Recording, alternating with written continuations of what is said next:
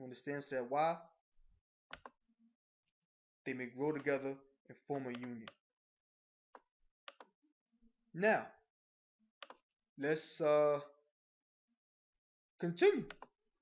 No, in fact, I'm gonna rewind it now. I want to rewind it and go back here. Of the nursery's test blocks this morning, a lot of different varieties in this row. One of them is this tree right here.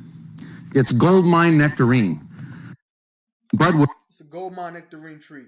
would cut for 3 different white nectarine varieties. He has budwood cut, meaning branches, science, from 3 different nectarine varieties, and he gonna put it in what? He gonna put it in the rootstock.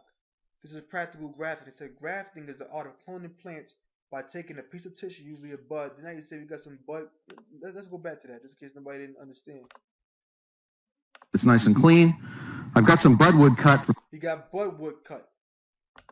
Grafting is the art of cloning plant by taking a piece of tissue, usually a bud, a branch, or a twig, which a scion branch, right? Or a twig with one or more buds from one plant and attaching it to another plant.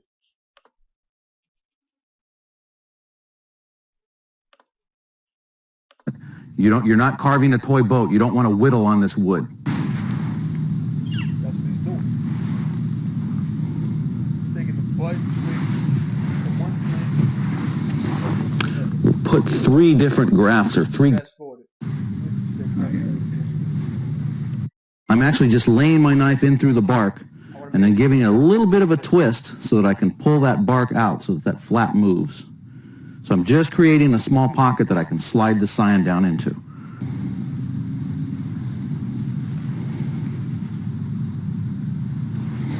Okay, there's my 3 grafts. So he took the budwood cut from the scion branch, because grafting is the art of cloning plants by taking a piece of tissue, usually a bud or a twig with one or more buds from one plant and attaching it to another plant. He just did that here. The vascular tissue, located in the cambium cell layer, where you find the xylem and the phloem, which transports the nutrients and water. So that this cambium layer or this vascular tissue can join this vascular tissue, so that the xylem and phloem here and the xylem and phloem here can transport the nutrients and water from one plant to the other plant, so it can grow together to form new bark and wood, so that this tree can now grow whatever it is that these branches, whatever fruit it is that these branches of whatever fruits of the trees that these branches descended from. If done successfully, all subsequent growth on the plant will come from the grafted bud or twig. So if it's done the right way, all the following growth of the plant on the plant will come from the grafted bud or twig. So if it's done correctly, all the following growth of this tree is going to come from the grafting bud or twig. In other words, since these two plants has now been genetically cloned, are now genetically identical, the subsequent growth or the following growth is going to be whatever it is that these branches, whatever trees that these branches descended from. That's what they called scions. So let's go back real quick. Romans 11. Hopefully I didn't exit out. If I did, I'm just going to type it up again.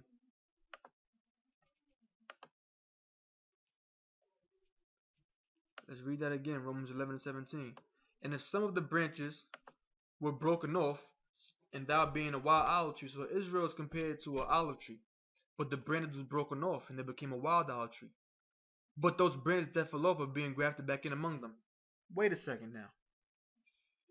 Israel is the olive tree, and the branches fell off the olive tree, which represents Israel, correct? Therefore, what does the branches got to be? Israelites as well. But why? Let's look deeper into grafting. Let's look into compatibility. I'll read a little more, then I'm going to go right to compatibility. In the grafting process, the cambium layer, as you see here, is of primary concern. The scion from the tree to be propagated is attached to the rootstock in such a way so that the cambium layers of the scion, or scion, I'm saying scion, and rootstock may grow together, fuse, and form a union. The cambium is a 2-cell layer. That's a 2-cell thick layer of tissue lying between the bark and the wood on a limb or tree or trunk of a tree. So right here, it says if some of the branches was broken off, the green olive tree, which is represented Israel, pursuing to Jeremiah, the 11th chapter, in the 16th verse. If some of the branches broken off that green olive tree, which represented Israel, and thou being a wild olive tree, thus the tree became a wild olive tree. were grafted among them. So the branches that fell off the olive tree was being grafted back into the olive tree. In other words, the olive tree represents Israel, and the branches fell off of that tree which represented Israel. And since the branches are called what? Scions, which means a descendant, that means the branches are descendants of whatever tree it came from. Therefore, if the olive tree is Israel and the branches fell off the olive tree which is Israel, that means those branches are descendants of Israel. Therefore, meaning what? The branches being grafted back in are Israelites. Because why would it be called a scion? Because it means a descendant. Because the scion branch is a branch that descends from whatever tree it came from. That's why when we went on this page here and we looked at the definition of the word scion, it said whatever grows from the scion is a genetic duplicate of the tree from which the scion was taken. So if these branches are called scions, as we mentioned here in the Greek, if these branches are called scions, that means these scions are what? A genetic duplicate, a clone of the tree from which the scion was taken. So where did these scion branches come from? Where did these branches that fell off the olive tree come from? They came off the tree which is represented Israel, you dumb motherfuckers. So what the hell do that mean? If the scion branch is the genetic duplicate, a clone of whatever tree it came from, and this olive tree here represents Israel, that means the branches that fell off are genetic clones of Israel. Meaning they're Israelites, you fucking dumbasses. You niggas can't get that? That's why the Most High, Yahweh Shemel Shah, man, he gotta get rid of you niggas, man. Now let's look deeper into it. Let's look at the compatibility. This is gonna really get you niggas now. You're gonna really get mad. Compatibility. And you so-called churches out there. Compatibility. The cambium layers of the rootstock and scion must be able to grow together to form a long-term union. That's why it's placed there. This requires they be closely related. This requires they be closely related. Usually the same species. So if the tree is talking about Israel, right? If the actual grafting of a tree needs for the scion or the scion in the rootstock to be of the same species, that means the tree represents Israel. And if you graft these branches back into that tree, these scions, they got to be the same species. Therefore, if the tree is Israel, the branches got to be Israel. Because it says the cambium layers of the rootstock and scion must be able to grow together to form a long-term union. Because the cambium layers where the vascular tissue is located, where the xylem and phloem is at, where that transports the nutrients and water from one tree to another, which grows new bark and new wood, which allows the tree to grow and grow whatever it is that the scion branch descended from, whatever fruit of the tree the scion branch descended from. This requires to be closely related, usually the same species. Example: apple grafted to apple, pear unto pear, cherry unto cherry. Not Israel grafted to goop, not Israel grafted to Edomites, not Israel grafted to Moab, not Israel grafted to Ham, not Israel grafted to Japhet, not Israel grafted to Ishmael. Apple grafted to apple, or Israel grafted to Israel. Pear unto pear, or Israel grafted to Israel. Cherry unto cherry, or Israel grafted to Israel, etc.